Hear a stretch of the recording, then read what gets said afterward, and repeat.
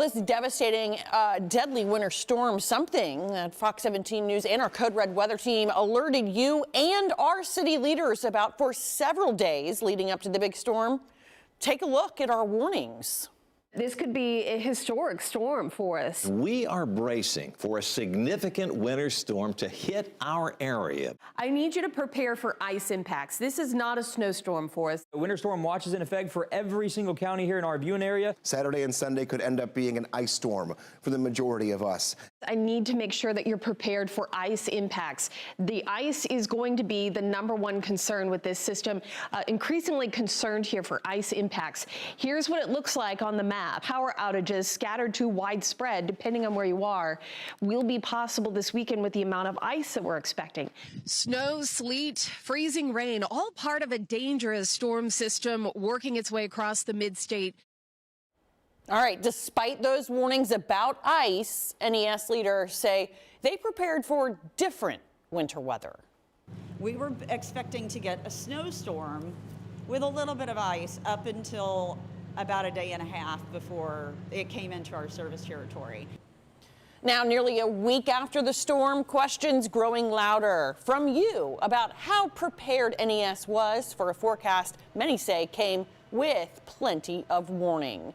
Fox 17 News' Madeline Nolan joining us live after pressing utility officials today on why so few crews were in place early on and what changed once the full scope of ice damage became clear.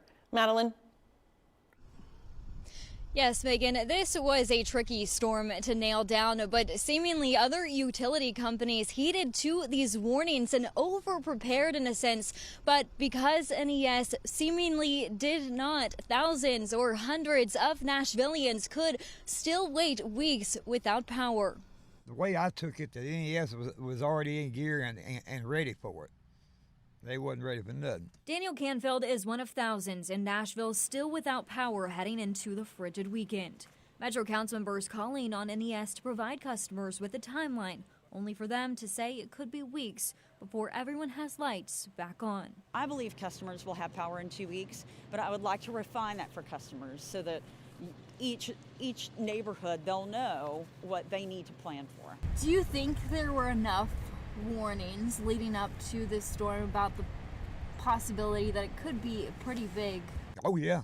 Our Code Red meteorologists began forecasting the magnitude of this storm more than 5 days in advance. That this could be a historic storm for us. Now, our meteorologists. So I asked NES about these concerns of preparedness Friday. So my question to you is, how could you say that because this storm was unprecedented, that you guys weren't prepared enough when there were plenty of warnings here? We were expecting to get a snowstorm with a little bit of ice up until about a day and a half before it came into our service territory.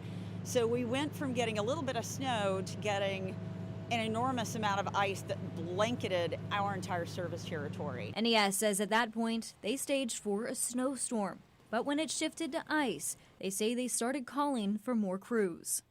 Everyone was holding on to their crews. As he mentioned, we have crews from other utilities, we have contractors we've pulled in, we have crews from all over the place, I think a variety of states. But it was at that point we needed more. NES started with about 200 linemen and now has more than 1,100 working, but frustrated customers say it should have had many more ready to go on Saturday. To put this into perspective, NES reported to have had only 300 linemen staffed that Monday, which was 2 days after the storm hit, while Middle Tennessee Electric began the day Monday with 467 linemen, while only dealing with about 8,000 power outages at the time, and NES was dealing with approximately 175,000. Reporting live here in South Nashville, I'm Madeline Nolan, Fox 17 News, your Code Red station.